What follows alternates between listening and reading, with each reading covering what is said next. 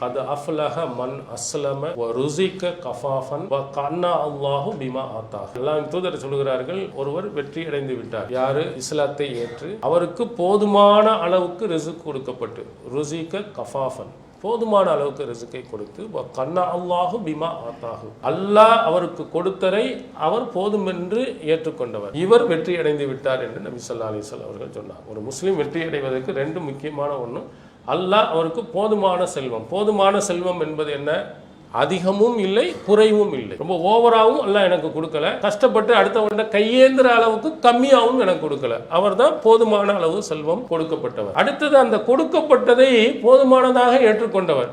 நமக்கு வர்றதும் போறதும் சரியா இருக்கு அப்படின்னு அழுத்தி கொள்ளாமல், அல்லாஹு தாலா நமக்கு இந்த அளவுக்கு தந்திருக்கான். எத்தனை பேர் அடுத்தவன்ட கையேந்திட்டு இருக்கிறான், அடுத்தவன் பிரச்சனையில மாட்டிக்கொண்டு இருக்கிறான், எத்தனை பேர் கேள்விகளுக்கு பதில் சொல்ல வேண்டியதுல இருக்கிறான். நமக்கு அல்லாஹ் அந்த மாதிரி யார்கிட்டையும் கை நீட்டி நம்மை கேட்கக்கூடாத கேட்டு நாம் தலைகுனியக்கூடிய அளவுக்கு அல்லாஹ் ஆக்காமல் நமக்கு போதுமானதை தந்திருக்கிறார். அப்படி நீங்கள் நினைத்து கொண்டீர்களா, நீங்கள் வெற்றி அடைந்து விட்டீர்கள். அஸ்ஸலாமு அலைக்கும் வரஹ்மத்துல்லாஹி வபரகாத்துஹு. எல்லாம் வல்ல அல்லாஹ்வின் நல்லடியார்களே, எல்லாம் வல்ல அல்லாஹு தாலா இவ்வுலகத்தில் மனிதர்களை பொருளாதாரத்தில் ஏற்ற தாழ்வு உள்ளவர்களாக அல்லாஹ் படைத்திருக்கிறார்.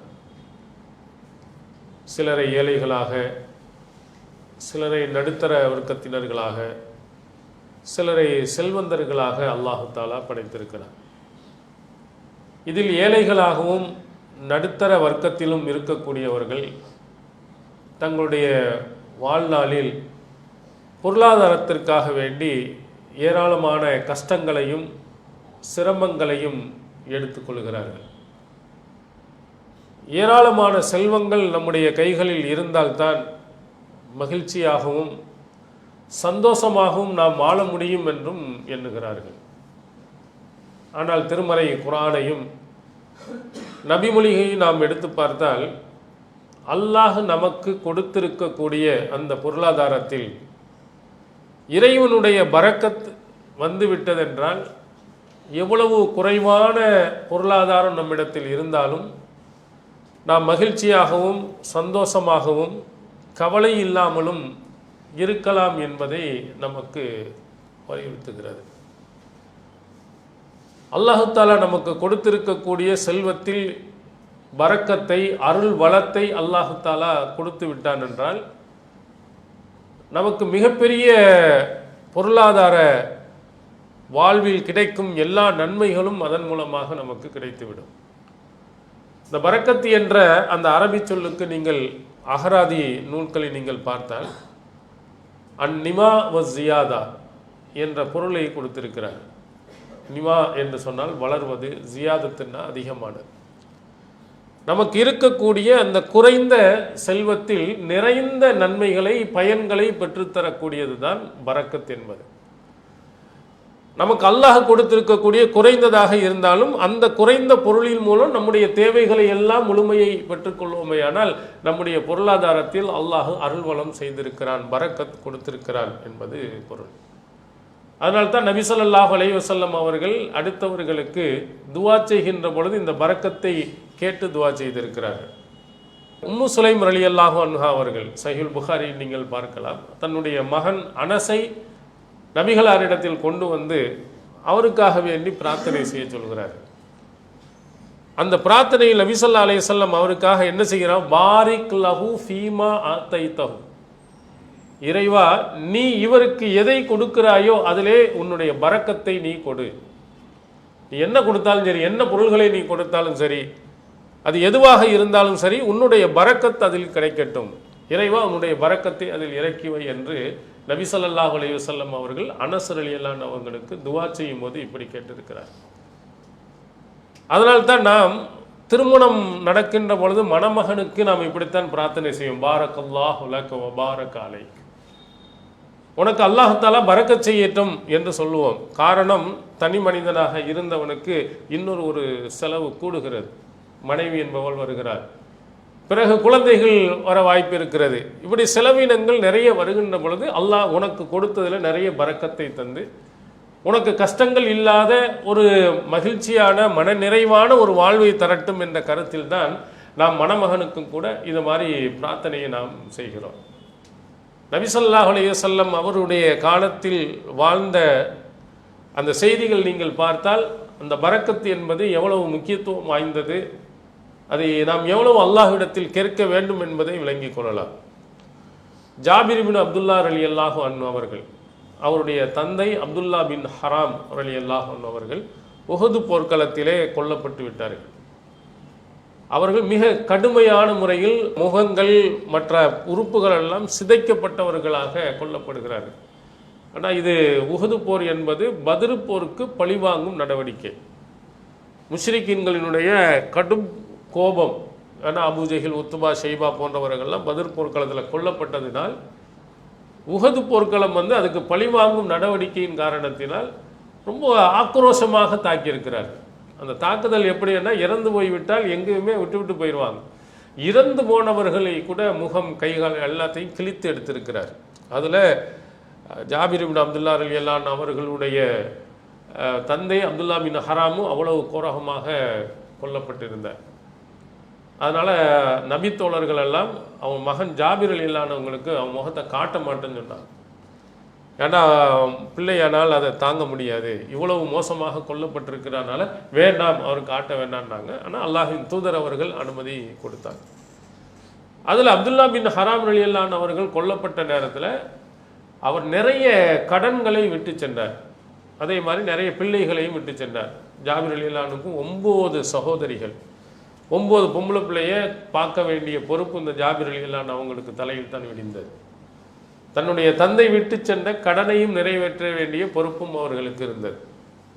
முதல்ல தன்னுடைய சகோதரிகளை நல்ல முறையில் வளர்க்கணுங்கிறனால தான் கன்னி பெண்ணை திருமணம் முடிக்காமல் கன்னி கழிந்த அனுபவம் மிக்க ஒரு பெண்ணை திருமணம் முடித்தார் என்ற செய்தியை நாம் பார்க்கிறோம்.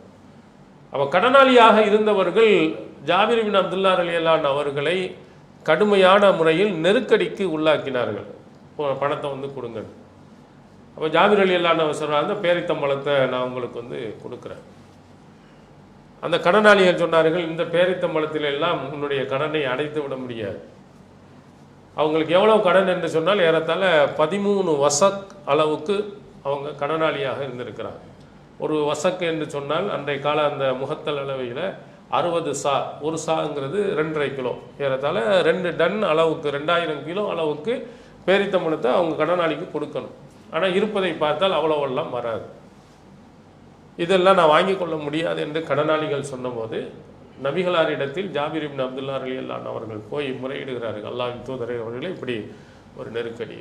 அப்போ ரசூல் ஸல்லல்லாஹு அலைஹி வஸல்லம் அவர்கள் சொன்னார்கள், உங்களுடைய பேரித்தம்பழத்தை எல்லாம் அந்த உலர வைக்கக்கூடிய இடத்துல போய் வைத்து அஜுவா பேரித்தம்பழங்கள் தனியாக, மற்ற பேரித்தம்பழங்கள் எல்லாம் தனியாக பிரித்து வைத்து விட்டு என்னை அலையுங்கள் என்று சொன்னார். அப்போ ரசூல் ஸல்லல்லாஹு அலைஹி வஸல்லம் அவர்கள் அங்கே போகிறாங்க. அபூபக்கர் சித்திக், உமர் இப்னுல் ஹத்தாப், அந்த நபி தோழர்களும் அங்கே போய் அமர்ந்திருக்கிறாங்க. அமர்ந்துட்டு அல்லாஹ்விடத்தில் பிரார்த்தனை செய்கிறார், தஆ பில் பரக்கா, யா அல்லாஹ் உன்னுடைய பரக்கத்தை, அருள் வளத்தை இந்த பேரித்தம்பழத்தில் நீ காட்டு, இந்த கடனாளிக்கு நிறைவேற்ற அளவுக்கு நிறைய கொடு அப்படின்னு அல்லாஹ்விடத்தில் பிரார்த்தனை செய்கிறார். பிரார்த்தனை செய்ததற்கு பிறகு கடனாளிகளை வர சொல்லி அவங்களுக்கு கொடுத்துக்கிட்டே இருக்கிறார். எல்லாருக்கும் கொடுத்து முடித்த பிறகு பேரித்தம்பழத்தில் பார்த்தோம்னா ஃபலல சலாசத்த அஷர வசக்கா, 13 வசக்க அளவுக்கு பேரித்தம்பழம் இன்னும் மீதம் இருக்கிறது. வெளியில் பார்த்தால் நம்முடைய கணக்கீடின் பார்த்தால் ரொம்ப குறைவு. ஆனால் அல்லாஹ் தஆலா அதில் அதிகப்படியான வளத்தை கொடுத்து எல்லா கடனாளிகளுக்கும் மொத்தமாக அவர்கள் கொடுத்து மீதமும் அவர்களுக்கு இருக்கும் அளவுக்கு அல்லாஹ் தஆலா கொடுக்கிறார். இதான் பரக்கத் என்பதனுடைய இது. கொஞ்சமாக இருந்தாலும் அதனுடைய பலன்கள் நிறைய, குறைதான் நிறைய பேர்களுக்கு கொடுத்து மிச்சமாக இருக்கிறது. அதே மாதிரி தான் நம்முடைய வீடுகளில் ஒரு 25 கிலோ அரிசியை நாம் வாங்குகிறோம், ஒரு 2 மாதம் வச்சு நம்முடைய குடும்பத்துக்கு பயன்படுத்துவோம். இது ஒரு 4 மாதத்திற்கு உங்களுக்கு வந்துவிட்டது என்று சொன்னார். 4 மாதம் அளவுக்கு நீங்கள் பயன்படுத்துகிற அளவுக்கு அரிசி குறையாமல் இருக்குமானால் அல்லாஹ் அதில் பரக்கத்தை செய்திருக்கிறான், அருள் வளத்தை கொடுத்திருக்கிறான் என்பது பொருள். ஏன்னா 25 நம்ம பார்த்தோம்னா கொஞ்சமாக சாப்பிட்டாலும் கூட நமக்கு வயிறு நிறைஞ்சிருச்சுன்னா நம்ம அதிகமாக சமைக்க மாட்டோம். குறைந்த பொருளில் நமக்கு வயிறு நிறைய சாப்பிடணும், அவ்வளோதான் அடிப்படை. நமக்கு பசி வரக்கூடாது. அப்போ பசி வரக்கூடாது என்பது சொன்னால் ஒரு சட்டி நிறையவும் சாப்பிடலாம், ஒரு 4 கவளம் உணவும் சாப்பிடலாம். 2 கவள உணவுலேயே அல்லாஹு தஆலா வயிறு நிறைகிற மாதிரி அல்லாஹ் ஆக்கிட்டான்னு சொன்னால் நம்ம சமையலை குறைச்சிக்கிடுவோம், அரிசியை குறைவாக நாம் போடுவோம், அது இன்னும் கொஞ்சம் நாட்களுக்கு வரும். அப்போ நம்ம குறைவான பொருளை வாங்கி நிறைய நன்மைகளை அதன் மூலம் நாம் பெற்றுக்கொள்கிறோம். அதனால்தான் நபி ஸல்லல்லாஹு அலைஹி வஸல்லம் அவர்கள் சொன்னார்கள், தஆமுல் வாஹிதி யக்ஃபில் இஸ்னைன், ஒருவருடைய உணவு இருவருக்கு போதுமானது, இருவருடைய உணவு 3 பேருக்கு போதுமானது, 3 பேருடைய உணவு 4 பேருக்கு போதுமானது. அல்லாஹ் அங்கே பரக்கத் செய்கின்ற பொழுது கண்டிப்பாக நமக்கு ஒருவருடைய உணவே 2 பேருக்கும் போதுமானதாக இருக்கும். ஒரு ஆளுக்கு தான் வச்சோம், 2 பேரும் சாப்பிடுவோம், ஆனால் வயிறு நிறைய சாப்பிட்டு இருப்போம். நம்ம ஒரு ஆளுக்கு சமைக்கப்பட்டது, ஆனால் இருவருக்குமே அது போதுமானதாக இருந்தால் அல்லாஹ்வுடைய பரக்கத் அதிலே கொடுத்திருக்கிறான்னு அர்த்தம். ஒரு கடையில் போய் நாம் சாப்பிட போகிறோம், பசி என்பதற்காக போகிறோம். ஒருத்தர் 500 ரூபாய்க்கு சாப்பிடுகிறார், ஒரு 200 ரூபாய்க்கு தான் சாப்பிட்றான், வயிறு நிறைய சாப்பிட்றான்னா அந்த 200 ரூபாய் உள்ளவருக்கு அல்லாஹ் பரக்கத் செய்திருக்கான், 300 ரூபாய் அல்லாஹ் மிச்சப்படுத்துகிறான். அப்போ இந்த உணவு மட்டுமல்ல, மற்ற எல்லா பொருள்களிலேயும் அல்லாஹ்வுடைய அந்த பரக்கத்து நமக்கு கிடைக்கும் என்று சொன்னால் நிறைய பணம் வர வேண்டும் என்பது அவசியம் இல்லை. இறைவனுடைய பரக்கத் நிறைந்த பொருளாதாரம் நமக்கு கிடைக்கும் என்றால் நிச்சயமாக நமக்கு அல்லாஹ் அதில் அருள்வளம் செய்து நமக்கு நிறைய போதுமான செல்வத்தை அல்லாஹ் தஆலா கொடுத்து விடுவார். அதனால தான் ரசூலுல்லாஹி ஸல்லல்லாஹு அலைஹி வஸல்லம் அவர்கள் சொன்னாங்க, நோன்பு காலத்தில் தஸஹரு ஃபஇன்ன ஃபிஸ் சுஹூரி பரக்கா, நீங்கள் சஹர் செய்யுங்கள், அந்த சஹரில் பரக்கத் இருக்கிறது என்று சொன்னார். நம்ம நோன்புக்கு முன்னால் பகல் முழுவதிலேயும் ஏறத்தால் 12 மணி நேரங்கள் எதையுமே சாப்பிடாமல் நம்ம இருக்கிறோம். அதுக்கு பகரமாக நம்ம சஹர் நேரத்தில் கொஞ்சம் சாப்பாடை சாப்பிட்டு விடுகிறோம். இந்த சாப்பாட்டில் அல்லாஹ் எப்படி பரக்கத்தை உங்களுக்கு கொடுக்குறான்னா, அந்த 12 மணி நேரம் நீங்கள் எல்லா சாப்பிடத்தினுடைய அத்தனை வளமும் அந்த சஹர் உணவில் வச்சிடறான். 2 வேளை உணவு குறைந்தபட்சம், காலை உணவும் மதிய உணவு 2 வேளை நம்ம சாப்பிடுவோம், மகரிப் வரையிலையும் இருந்தால். ஆனால் நம்ம சாப்பிட்டது 1 வேளை உணவு தான் சாப்பிட்ருக்கோம். ஆனால் அந்த 2 வேளை உணவுக்குரிய அந்த பயனை அல்லாஹ் தஆலா கொடுக்குறான். அது மட்டுமல்ல, நம்ம காலையில் எழுந்திரிச்சோம்னா டீ குடிச்சிருப்போம், இடையில நொறுக்கு தீனி நம்ம சாப்பிடுவோம், பழங்களை சாப்பிடுவோம், எவ்வளவோ பொருள் நம்ம சாப்பிட்டுட்டே இருப்போம். அத்தனையினுடைய வளமும் எதில் இருக்குன்னா இந்த சஹருக்குள்ளே அல்லாஹ் தஆலா வைத்திருக்கிறான். அப்போ இறைவனுடைய அந்த பரக்கத்து இருக்கும் என்று சொன்னால் ஒரு வேளை உணவு கூட என்ன செய்யும்னா உங்களுக்கு 2க்கு போதுமானதாக இருக்கும். 2 பேருக்குடைய உணவு கூட 4 பேருக்கு போதுமானதாக இருக்கும். எப்போ இறைவனுடைய அந்த பரக்கத்து அங்கே வந்து விட்டது என்று சொன்னார். அதனால தான் நாம் அடுத்தவர்களுக்கு கொடுக்க வேண்டும் என்ற எண்ணத்துடன் நாம் செய்யும் போது அல்லாஹ் தஆலா அருள் புரிகிறான். வாங்க உட்காந்து சாப்பிடுவோம், அதெல்லாம் ஒன்றும் பிரச்சனை இல்லை. 2 பேருக்கு இருந்தாலும் 2 பேரை கூப்பிட்டு வந்து நம்ம சாப்பிடும் பொழுது அல்லாஹ் வயிறு நிறைய நமக்கு அல்லாஹ் தஆலா என்ன செய்து விடுவான், கொடுத்து விடுவான். அப்போ இந்த உணவிற்கும் அல்லாஹ்வின் தூதர் அவர்கள் அதில் பரக்கத்து இருக்கிறது என்று சொன்னாங்க. அதனால தான் சாப்பிடுகின்ற போது ஒரு பயிராக இருந்தாலும் கீழே விழுந்துட்டா அதை என்ன சுத்தம் பண்ணிவிட்டு அதை நீங்கள் சாப்பிடுங்கள். ஏன்னா ஐய தஆமிக்கும் அல் பரக்கா, அந்த உணவில் எங்கே எந்த பயிரில் எந்த உணவில் அல்லாஹ் தஆலா பரக்கத்து வைத்திருக்கிறான் என்று உங்களுக்கு தெரியாது. அதனால் சாப்பிடல, நிறைய சாப்பிட்டு மாற்று மத சகோதரர்களை பற்றி அல்லாஹ் சொல்லும்போது காஃபிர்கள் 7 வயிற்றில் சாப்பிடுவான், மூமின்கள் ஒரே வயிறு தான். நிறைய அவன் எவ்வளவு நாள் சாப்பிட்டுக்கிட்டே தான் இருப்பான், அவனுக்கு வயிறு நிறையாது. ஆனால் மூமின்களாக இருக்கக்கூடிய முஸ்லீம்களாக இருக்கக்கூடியவரும் அல்லாஹ்வின் பெயரை சொல்லி நாம் சாப்பிடுகின்ற பொழுது அதிலே பரக்கத்து பெற்ற உணவை நாம் சாப்பிடுகின்ற பொழுது நமக்கு மனநிறைவு வரும். அதனால் அல்லாஹ்வின் தூதர் அவர்கள் சொன்னார்கள், நீங்கள் சாப்பிடுகின்ற உணவில் எங்கேயாவது ஒரு இடத்துல இருக்கும், எதில் அல்லாஹ் தஆலா பரக்கத் செய்திருக்கிறானோ அந்த உணவு எதுன்னு உங்களுக்கு தெரியாது. அதனால் எல்லா உணவையும் முழுமையாக சாப்பிட்டு கீழே விட்டுறாதீங்க, ஷைத்தானுக்கு கொடுத்து விடாதீர்கள் என்று நபி ஸல்லல்லாஹு அலைஹி வஸல்லம் அவர்கள் சொன்னாங்க. இது நிறைய பேர்கள் இதை பரவலாக பின்பற்றுறது இல்லை. அதுவும் குறிப்பாக குழந்தைகள் விஷயத்தில் நிறைய சாப்பிட்றோன்னா அங்கங்கே கொட்டி அப்படி ஒரு பழக்கத்தை உருவாக்காமல் குறைவாக வைத்து குறைவாக அவங்கள சாப்பிட வைக்கலாம். நிறைய கொடுத்து கீழே கொட்டிவிடக்கூடாது. கொட்டிய உணவாக இருக்குமானால் அது தூய்மை செய்துவிட்டு நீங்கள் சாப்பிடுங்கள், அதில் அல்லாஹ் பரக்கத் செய்வான். இப்படி நீங்கள் சாப்பிட்டு பாருங்கள், இறைவனுடைய பரக்கத் அதில் வேண்டும் என்று நீங்கள் சாப்பிட்டு பாருங்கள். அல்லாஹ் தஆலா என்ன செய்வான் என்றால் அந்த உணவிலே உங்களுக்கு மிகப்பெரிய ஒரு பரக்கத்தை அருள் வளத்தை அல்லாஹு தஆலா அங்கே கொடுப்பான். உங்களுக்கு உணவினுடைய செலவினங்கள்ல அல்லாஹ் நிறைய குறைத்து விடுவார். அப்படி சாப்பிட்டவர் ரசூல் ஸல்லல்லாஹு அலைஹி வஸல்லமுடைய காலத்தில் சாப்பிட்டவர்கள்லாம் எப்படி சாப்பிடுவாங்க, எப்படி உயிரோடு வாழ்ந்திருந்தாங்க நீங்கள் யோசித்து பாருங்கள். ஆயிஷா நாயி அவர்கள் சொல்கிறார்கள், எங்களுடைய வீடுகளில் அடுப்பே எரியாது. முதல் பிறை பார்ப்போம், ரெண்டாவது பிறையை பார்ப்போம், மூணாவது பிறையை பார்ப்போம். வரிசையை ஒவ்வொரு மாதமும் ஒவ்வொரு பிறையாக 3 மாதமும் பார்த்தாலும் 3 மாத காலங்களும் வீட்டில் அடுப்பே எரியாது. 3 மாத காலங்கள் ஒருவர் சாப்பிடாமல் உயிர் வாழ்ந்து விட முடியுமா? இப்போ சாப்பிடுவதற்கு என்ன தான் செஞ்சீங்க? அல் அஸ்வதான் 2 கருப்பு நிற பொருள்கள், ஒரு பேரிச்சம்பழம், தண்ணி, இந்த 2ஐயும் வைத்துத்தான் நாங்கள் வாழ்ந்து வந்தோம் என்று சொன்னார். பேரித்தம்பழமும் 2, 3 பேரித்தம்பழங்களை சாப்பிட்டு தண்ணீரை சாப்பிட்டு கொண்டு உடல் வலிமையோடு அவர்கள் இருந்திருக்கிறாங்க. எதிரிகளை போர்க்களத்தில் போய் சந்தித்து இருக்கிறார்கள். எதிரிகளை ஓட ஓட விரட்டி இருக்கிறார்கள். எவ்வளோ விதமான காரியங்களை செய்திருக்கிறார்கள். அவங்களுக்கு திடகாத்திரமான உணவுகள் பெருசாக ஒன்றும் இல்லை, ஒரு பேரித்தம்பழம், அல்லாஹ்வுடைய அருள். அங்கே பரக்கத் அங்கே அல்லாஹ் தஆலா கொடுக்கின்ற பொழுது அது மாறி. அதனால் நாம் நிறைய செல்வங்கள் எல்லாம் நிறைய சம்பாதிக்க வேண்டும் என்பதல்ல, அல்லாஹ் நமக்கு கொடுத்திருக்கக்கூடிய அந்த சின்ன ஒரு பொருளும் கூட இறைவனுடைய அருள் பார்வை கிடைத்து விட்டது என்று சொன்னால் அது முழுமையான தேவைகளை நமக்கு நிறைவேற்றும். அதனால தான் ரசூல் ஸல்லல்லாஹு அலைஹி வஸல்லம் 1 2 அல்ல, எல்லா பொருள்களையும் சரி, உணவாக இருக்கட்டும், ஆடையாக இருக்கட்டும், வீடாக இருக்கட்டும், எதுவாக இருந்தாலும் அத்தனையினையும் இறைவனுடைய அருள் வேண்டும் என்பதை கேட்டிருக்கிறார். இப்போ பயணத்துக்கு போகும்போது ரசூல் ஸல்லல்லாஹு அலைஹி வஸல்லம் அவர்கள் ஒரு பயண துவாவை நமக்கு சொல்லியிருக்கிறார். அந்த பயணத்தில் எப்படி கேட்போம்? அல்லாஹும்ம ஹவ்வின் அலைனா சஃபரனா ஹாதா வத்வி அன்னா புதா. இறைவா, இந்த பயணத்தை எனக்கு லேசானதாக ஆக்கிவை, இதன் தூரத்தை சுருக்கிவை. ரொம்ப அழகுற ஒரு நீண்ட துவா. அதில் இந்த 2 முக்கியமான விஷயத்தை ரசூல் ஸல்லல்லாஹு அலைஹி வஸல்லம், பயணம் என்பது நபிகளாரின் இடத்தில் சொன்னாங்க, கிதாத்தும் மினன்னார், நரகத்தினுடைய நெருப்புன்னு சொன்னாங்க.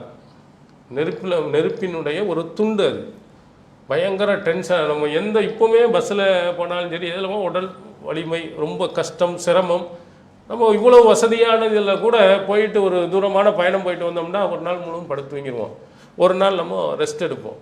அதுதான் அல்லாஹ்வின் தூதர் அவர்கள் அங்கே என்ன, மக்காவிலேருந்து மதீனாவுக்கு போனால் ஏறத்தாழ 400 கிலோமீட்டருக்கு மேல் அந்த ஒட்டகத்தில், அந்த பாலைவனத்தில், அந்த வெயிலில் போகணும்.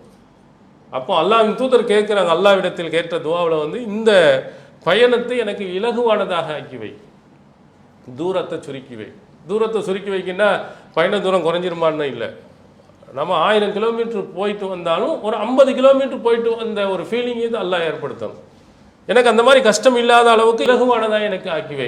ரொம்ப குறைந்த தூரத்துக்கு நான் போயிட்டு வந்தால் என்னுடைய நிலை எப்படி இருக்குமோ அது மாதிரி இந்த பெரிய தூரமான உணதை சுருக்கிவை. இப்படி ரசூல் ஸல்லல்லாஹு அலைஹி வஸல்லம் கேட்க சொல்ல. இதுதான் இறைவனுடைய அருள் அங்கே கிடைக்கின்ற பொழுது எத்தனை கிலோமீட்டர் ஒருவர் சுற்றி வந்தாலும் அடுத்த நாள் டான் வேலைக்கு கரெக்டாக சேர்ந்துருவார். ஆனால் ஒரு சிலர்கள் என்ன செய்வார்கள், கொஞ்ச நேரம் வேலை பார்த்தாலும் 1 வாரம் லீவை போட்டுருவாங்க. அப்போ இந்த மாதிரியான இறைவனுடைய அருள் அவர்களுக்கு கிடைப்பதில்லை. அப்போ இந்த மாதிரி பேரருளில் யார் யாருக்கெல்லாம் கிடைக்கும் என்பதையும் நபி ஸல்லல்லாஹு அலைஹி வஸல்லம் அவர்கள் நமக்கு சொல்லியிருக்கிறாங்க. கிடைப்பவர்களுக்கு அல்லாஹ்வுடைய பரக்கத்து யாருக்கு கிடைக்கும், யாருக்கு கிடைக்காமல் போகும்.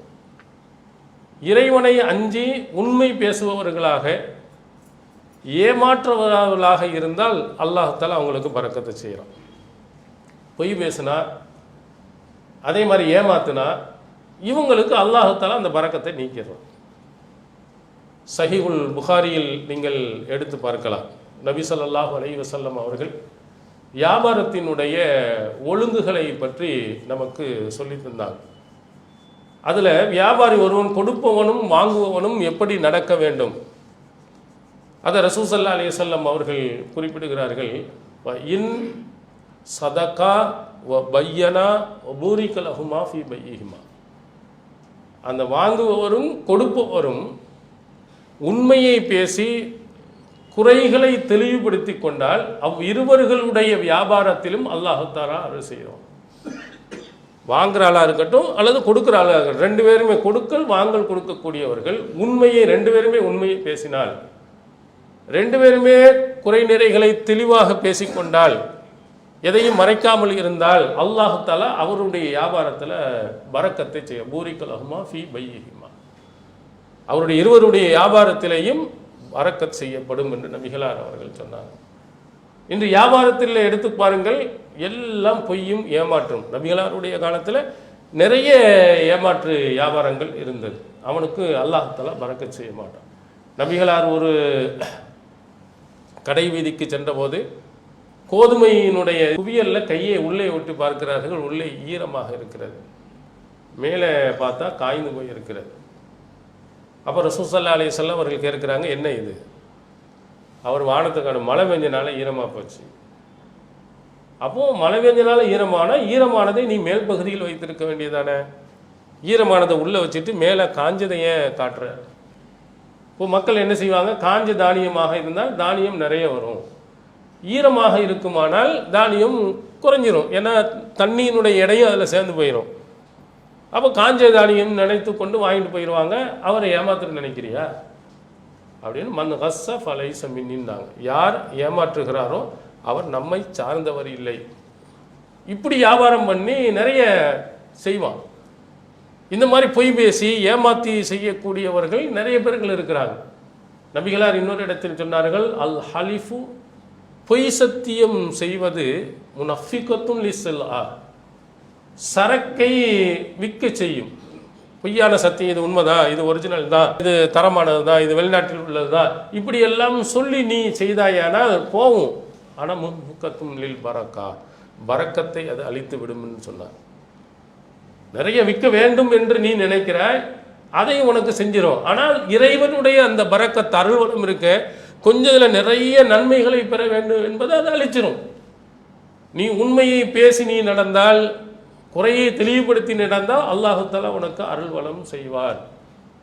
அடுத்து சொன்ன இன் கதபா வ கதமா முஹிகத் பரக்கத் பைஹிமா, அதில் ரெண்டு பேரும் பொய் பேசி குறைகளை மறைத்தால் அவ இருவர்களுடைய பரக்கத் அளிக்கப்பட்டு விடும். வாங்குறாலும் பொய் சொல்லுவான், விற்கிறாலும் ஒன்று போன வாரம் உங்கள்கிட்ட இவ்வளோ ரூபாய்க்கு தானே வாங்கினேன்னு அவனுடைய மறதியை இதை மூலதனமாக்கி அப்படின்னு அப்படியான்னு சொல்லிட்டு அந்த ரேட்டை கொடுத்துருவான். அல்லது பக்கத்து கடையில் இவ்வளோ ரூபா தானே வச்சுருக்காங்க, அந்த கடையில் அப்படிலாம் இருக்காது. வியாபாரம் நம்ம கம்மியாக ரேட்டை வாங்கணுங்கிறதுக்காண்டி பொய் பேசுறது. வாங்குறவனும் பொய் பேசுகிறான், விற்கிறவனும் பொய் பேசுகிறான். இப்படி வாங்குறவனும் விற்பவனும் பொய் பேசுனீ என்றால் உங்களுடைய வியாபாரத்தில் அல்லாஹு தஆலா பரக்கத்தை அளித்து விடுவான். இப்போ உதாரணத்திற்கு இப்படியே விற்று பல லட்சம் ரூபாய்கள் ஒருத்தன் சேர்த்து வைத்திருக்கிறான். நீங்கள் வந்தீங்க ஒரு 10-20 லட்சம் ரூபாய் சம்பாதிக்கிறான். உண்மையை பேசியிருக்கிறான். அவன் 10-20 லட்ச ரூபாயெல்லாம் சம்பாதிக்கலை, அவனுக்கு இருக்கிறத மட்டும்தான் வச்சிருக்கிறான். அந்த 20 லட்ச ரூபாய் பொய் பேசியவனுக்கு அல்லாஹ் என்ன செய்து விடுவான், ஒரு நோயை கொடுத்துட்டான்னு வச்சுக்கிறோங்க, ஹாஸ்பிட்டலில் போய் 20 லட்ச ரூபாயை கட்ட வேண்டியது. உண்மையை பேசியவனுக்கு அந்த 20 லட்ச ரூபாயும் இல்லை, எந்த நோயும் இல்லை. எது லாபம் நோக்கு? பொய்யை பேசி அதில் இருக்கக்கூடிய நன்மைகளை எல்லாம் இழந்து மருத்துவமனைக்கு கொண்டு போய் அல்லாஹ் கொடுத்து வச்சிருவான். இது மாதிரி ஏதாவது வெட்டி செலவுகளை அல்லாஹ் தஆலா வச்சிருவான். யார் உண்மை பேசுகிறானோ அவனுக்கு தேவையில்லாத செலவுகளை வைக்க மாட்டான். இந்த மாதிரி இல்லாமல் அவனுடைய பொருளாதாரத்தை அல்லாஹ் பரக்கத் செய்வான். அதனால் தான் நிறைய பேர்கள் நீங்கள் பார்க்கலாம், ஏழ்மை நிலையில் இருக்கக்கூடியவர்கள் யார்ட்டையும் கடன் இல்லாமல் அல்ஹம்துலில்லாஹ் நல்லபடியாக இருப்பாங்க. கார் வச்சுருப்பான், 2 வீலர் வச்சுருப்பான், பெரிய வீடு வச்சுருப்பான், பார்த்தா பலாயிரம் பேர் கடன்களாக இருப்பான். வெளித்தோற்றம் தான் அப்படி பெரிய பந்தா மாதிரி அப்படி இப்படின்னு வந்துக்கிட்டு இருப்பான். ஆனால் பல லட்சம் ரூபாய்கள் அடுத்தவனுக்கு கொடுக்க வேண்டியவனாக இருப்பான், கடனாளியாக இருப்பான். இந்த ஏழை ஒரு குடிசை வீட்டில் சாதாரண ஒரு வீட்டில் இருப்பான், யார்ட்டையும் கடனே இல்லாமல் இருப்பான். அவனுக்கு வருவதும் அவனுடைய பொருளாதாரம் அவனுக்கு போதுமானதாக இருக்கும். இவன் நிறைய சம்பாதிச்சு ஒரு 10 லட்சம் சம்பாதிச்சான்னா 11 லட்ச ரூபா செலவழிப்பான். மாதத்துக்கு 1 லட்ச ரூபா கடனாளியாகவே போய் கொண்டு இருப்பான்.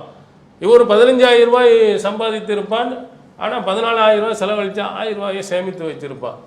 இப்போ இவனுக்கெல்லாம் அல்லாஹு தஆலா பரக்கத்து கொடுத்துருக்கிறான். இறைவனுடைய அந்த பரக்கத்து இருக்குமானால் அல்லாஹ் நிறைய நன்மைகளை அதன் மூலம் அல்லாஹ் கொடுக்குறான். சஹீஹ் புகாரிகளிடம் இன்னொரு செய்தி, ஒரு நபித்தோட ரசூல் ஸல்லல்லாஹு அலைஹி வஸல்லம் அவர்கள் ஒரு தீனாரை கொடுத்து ஒரு ஆடை வாங்கிட்டு வர சொன்னார். உடனே அவர் போய் சந்தைக்கு போய் பேசி ரேட்டை நல்லா குறைச்சி 2 ஆடை 1 தீனாருக்கு வாங்கிட்டு வர்ற வழியில் இன்னொரு இடத்துல போய் 1 தீனாருக்கு இன்னொரு ஆடை விற்றுட்டார். 1 தீனார் கொண்டு போய் 2 ஆட்டை வாங்கி 1 ஆட்டை இன்னொரு 1 தீனாருக்கு விற்றுட்டு ஒரு தீனாரும் ஒரு ஆடும் ஒரு தங்க காசும் ஒரு ஆட்டுடன் நபி ஸல்லல்லாஹு அலைஹி வஸல்லம் அவர்கிட்ட வந்து கொடுக்குறார். இந்த கொடுத்த இந்த தங்க காசு இந்தாங்க, இந்த அவங்களுடைய ஆடு. எப்படி அவர் போய் வியாபாரம் செஞ்சால் அல்லாஹ்வுடைய மிகப்பெரிய ஒரு பேரருளின் காரணத்தினால் மொத்த இடத்துல போய் 2 வாங்கி சாதாரண ஒரு இடத்துல ஒன்று விற்றுட்டு ஒன்று லாபத்துடன் வந்து விடுகிறார். அப்போ ரசூலுல்லாஹ் தஆலஹு பில் பரக்கத் ஃபீ பையி, அவருடைய வியாபாரத்தில் அல்லாஹு தாலா அருள்வளம் செய்யட்டும் என்று அல்லாஹு தாலா துவா செஞ்சாங்க. நபித்தோழர் சொல்கிறார்கள், இவர் மண்ணை வாங்கினாலும் கூட ரபிஹா ஃபீஹி, அதில் லாபம் சம்பாதித்து விடும். இந்த காலத்தில் மண்ணுங்கிறது பெரிய லாபம். அந்த காலத்தில் மண்ணுக்கு மரியாதை இல்லை. அப்போ அந்த காலம். இப்போ ஆற்று மணல்களுக்கெல்லாம் ரொம்ப டிமாண்டு உள்ளது, அதில் பல கோடிகள் சம்பாதிக்கிறார். அன்றைய காலத்தில் மண்ணை வாங்கினாலும் கூட அதை விற்றா கூட இவர் லாபம் சம்பாதித்து விடார். அல்லாஹ்வுடைய பரக்கத்தை அவர்களுக்கு கொடுக்கிறார். நேர்மையாக நீதமாக சரியாக ஒருவன் நடந்து வருவான் என்று சொன்னால் அல்லாஹ்வுடைய பரக்கத்து அங்கே கண்டிப்பாக நிறைந்திருக்கும். இதை நாம் மனதில் வைத்துக்கொள்ள வேண்டும். நபித்தோழர்கள் எல்லாம் அங்கே மகிழ்ச்சியாகவும் சந்தோஷமாகவும் வாழ்வதற்கு முக்கியமான ஒன்று இறைவனுடைய பேரருள் இருந்த காரணத்தினால் அவங்க யாரும் செத்து மடிந்து விடவில்லை. சின்ன குறைந்த பொருள்களை கூட அவங்க சாப்பிட்டு சந்தோஷமாக மகிழ்ச்சியாக அடைந்திருக்கிறார். அதனால் அல்லாஹ்விடத்தில் நாம் அடிக்கடி கேட்க வேண்டிய ஒன்று என்னவென்றால், யா அல்லாஹ் நீ எனக்கு தந்திருக்கிறதுல உன்னுடைய பரக்கத்தை கொடு அப்படின்னு நீங்கள் கேளுங்க. போதும். நிறைய பணத்தை கொடுங்கன்னு இல்லை, நிறைய செல்வத்தை தான்லாம் கேட்க வேண்டிய அவசியம் இல்லை. நீ எதை கொடுத்த அதில் பரக்கத்து கொடுத்தா முடிஞ்சு, அதுவே என்ன செய்ய நிறைய வளர்ந்துடும். எனக்கு தேவையான சந்தோஷத்தையும் மகிழ்ச்சியையும் அது தந்துவிடும். அதனால் நீங்கள் அல்லாஹ்விடத்தில் கேட்கும்போது அடிக்கடி யாரெல்லாம் நிறைய வேணும்லாம் கேட்க வேணாம். யாரெல்லாம் எனக்கு எதெல்லாம் கொடுத்துருக்கிறாயோ அத்தனையிலையும் நீ என்னது சட்டையாக இருக்கட்டும், உங்களுடைய உணவாக இருக்கட்டும், எந்த பொருள்களாக இருக்கட்டும் அதில் பரக்கத்து கேளுங்க. நீங்கள் நிறைய பேர்கள் பார்த்துருக்கலாம், செல்ஃபோன் வச்சுருப்பார், எத்தனை 10 வருஷமாக வச்சுருப்பார், அழகாக எந்த பிரச்சனையும் இல்லாமல் இருப்பார். இன்னொரு ஆள் பார்த்தீங்கன்னா 10 நாளைக்கு ஒரு தடவை செல்ஃபோனை மாற்றிக்கிட்டே இருப்பார். வெட்டி செலவு தானே அவருக்கு. இவர் 10 வருஷமாக வைத்திருக்கிற அவருக்கு என்ன தேவையோ அத்தனையும் இருக்குது. அதில் அல்லாஹ் தஆலா பரக்கத்தை கொடுக்குறான். ஒரு சிலர்களுக்கு ஒவ்வொரு வாரத்துக்கு ஒரு ஃபோனும் என்ன 20,000 30,000 40,000 வெட்டியாக செலவு. இந்த மாதிரி செலவினங்கள் நமக்கு தேவையில்லை. நமக்கு எது தேவையோ அந்த அளவுக்கு அல்லாஹ் தஆலா நமக்கு கொடுத்து அதிலே அல்லாஹ்வுடைய பரக்கத்து இருக்குமானால் நிச்சயமாக நாம் வெற்றி அடைந்தவர்களாகவும் எல்லாமல் அல்லாஹ் தஆலா நாம் அனைவர்களுக்கும் நமக்கு கொடுத்திருக்கக்கூடிய அந்த பொருளாதாரத்தில் அவனுடைய பேரருளை அவனுடைய பரக்கத்தை அல்லாஹ் தஆலா அள்ளி தருவானாக. பொருளாதாரங்கள் அதிகம் இருப்பது நமக்கு பெரும் மகிழ்ச்சியை சந்தோஷத்தை தருவதல்ல. போதுமான அளவு நமக்கு கொடுக்கப்பட்டாலே அதுவே பெரிய மகிழ்ச்சி. இதை நபி ஸல்லல்லாஹு அலைஹி வஸல்லம் அவர்கள் கூறியதாக சஹீஹ் முஸ்லிமில் இடம்பெறுகிறது. யார் வெற்றி அடைந்தவர்கள், கத் அஃப்லஹ மன் அஸ்லம வ ருஸிக கஃபாஃபன் வ கன்னா அல்லாஹு பிமா ஆத்தாஹ். அல்லாஹ்வின் தூதர் சொல்கிறார்கள், ஒருவர் வெற்றி அடைந்து விட்டார். யார் இஸ்லாத்தை ஏற்று அவருக்கு போதுமான அளவுக்கு ரிசுக் கொடுக்கப்பட்டு, ருஸிக கஃபாஃபன் போதுமான அளவுக்கு ரிசுக்கை கொடுத்து, வ கன்னா அல்லாஹு பிமா ஆத்தாஹு அல்லாஹ் அவருக்கு கொடுத்தரை அவர் போதும் என்று ஏற்றுக்கொண்டவர், இவர் வெற்றி அடைந்து விட்டார் என்று நபி ஸல்லல்லாஹு அலைஹி வஸல்லம் அவர்கள் சொன்னார். ஒரு முஸ்லீம் வெற்றி அடைவதற்கு 2 முக்கியமான ஒன்று, அல்லாஹ் அவருக்கு போதுமான செல்வம். போதுமான செல்வம் என்பது என்ன? அதிகமும் இல்லை குறைவும் இல்லை. ரொம்ப ஓவராகவும் அல்லாஹ் எனக்கு கொடுக்கல, கஷ்டப்பட்டு அடுத்தவன்ட கையேந்திர அளவுக்கு கம்மியாகவும் எனக்கு கொடுக்கல. அவர் தான் போதுமான அளவு செல்வம் கொடுக்கப்பட்டவர். அடுத்தது அந்த கொடுக்கப்பட்டதை போதுமானதாக ஏற்றுக்கொண்டவர். என்ன நமக்கு வர்றதும் போகிறதும் சரியாக இருக்குது அப்படின்னு அழுத்திக்கொள்ளாமல் அல்லாஹ் தஆலா நமக்கு இந்த அளவுக்கு தந்திருக்கான். எத்தனை பேர் அடுத்தவன்ட கையேந்திட்டு இருக்கிறான், அடுத்தவங்க பிரச்சனையில் மாட்டிக்கொண்டு இருக்கிறான், எத்தனை பேர் கேள்விகளுக்கு பதில் சொல்ல வேண்டியதில் இருக்கிறான். நமக்கு அல்லாஹ் அந்த மாதிரி யார்கிட்டையும் கை நீட்டி நம்மை கேட்கக்கூடாத கேட்டு நாம் தலைகுனியக்கூடிய அளவுக்கு அல்லாஹ் ஆக்காமல் நமக்கு போதுமானதை தந்திருக்கிறார். அப்படி நீங்கள் நினைத்து கொண்டீர்களா, நீங்கள் வெற்றி அடைந்து விட்டீர்கள். கடனாளியாக நம்ம இருக்கக்கூடாது, ரொம்ப ஓவராக எனக்கு தேவை வேண்டியதில்லை, இருப்பது போதுமானதாக இருந்து அல்லாஹ்வுடைய அந்த அருள்வளம் நமக்கு கிடைத்து விட்டால் நாம் வெற்றி அடைந்து விட்டோம். பெரிய அதனால தான் ரசூல் ஸல்லல்லாஹு அலைஹி வஸல்லம் அவர்கள் செல்வந்தன் யார் என்று சொன்னால் நிறைய பொருள் வைத்திருப்பவன் அல்ல, வலாக்கின்னல் கினா கினன் நஃப்ஸ், போதுமான செல்வம் படைத்தவன் யாருன்னா போதும் என்ற மனம் உள்ளவன். சரி, எனக்கு அல்லாஹ் தஆலா தந்திருக்கா, இதுவே எனக்கு போதுமானது என்று யார் நினைக்கிறாரோ அவர்தான் செல்வந்தன் என்று நபி ஸல்லல்லாஹு அலைஹி வஸல்லம் அவர்கள் நமக்கு குறிப்பிட்டிருக்கிறார். அதனால் அல்லாஹ்விடத்தில் நாம் கேட்கும்போது அதிகமானதை என்று கேட்க வேண்டியதில்லை. அல்லாஹ் நீ கொடுத்ததை அதில் அருள் நிறைந்த உன்னுடைய பரக்கத்து நிறைந்து எனக்கு கொடு. நீ தரக்கூடிய அந்த பொருளாதாரங்களில் நிறைய நன்மைகளை, என்னுடைய பொருளாதாரத்தின் மூலமாக நிறைய மகிழ்ச்சியை தரக்கூடிய அளவுக்கு அந்த பொருளாதாரத்தை நீ ஆக்கிவை என்று நபி ஸல்லல்லாஹு அலைஹி வஸல்லம் அவர்கள் கேட்டதை பொண்ணு கேட்போம். ரசூல் ஸல்லல்லாஹு அலைஹி வஸல்லம் அல்லாஹ்விடத்தில் கேட்கும்போது கூட அல்லாஹ் முர்ஸுக் ஆல முஹம்மதின் கூத்தா, இறைவா இந்த முஹம்மதினுடைய குடும்பத்தினர்களுக்கு போதுமான உணவை செல்வத்தை கொடு.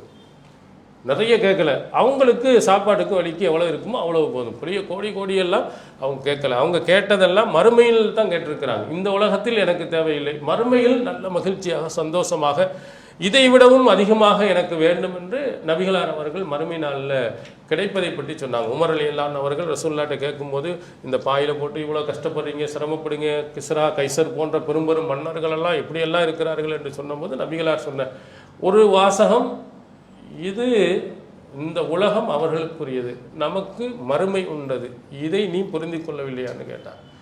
உலகத்திலேயே இன்பத்தை பெற வேண்டும் என்று ஆசைப்படுவோம் இந்த உலகத்தில் இருக்கக்கூடியவர். நம்ம ஆகரத்தை நம்பக்கூடியவர்கள், மறுமையை நம்பக்கூடியவர்கள்.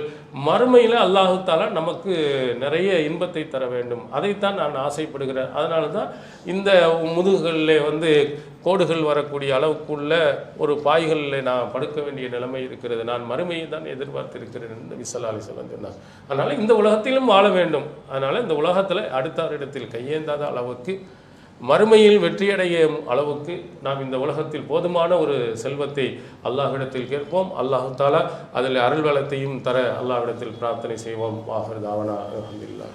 இஸ்லாம் மற்றும் சமுதாய செய்திகளை அறிந்து கொள்ள தமிழ்நாடு தௌஹீத் ஜமாஅத் யூடியூப் பக்கத்தை உடனடியாக சப்ஸ்கிரைப் செய்து கொள்ளுங்கள். மேலும் பெல் பட்டனையும் கிளிக் செய்து கொள்ளுங்கள்.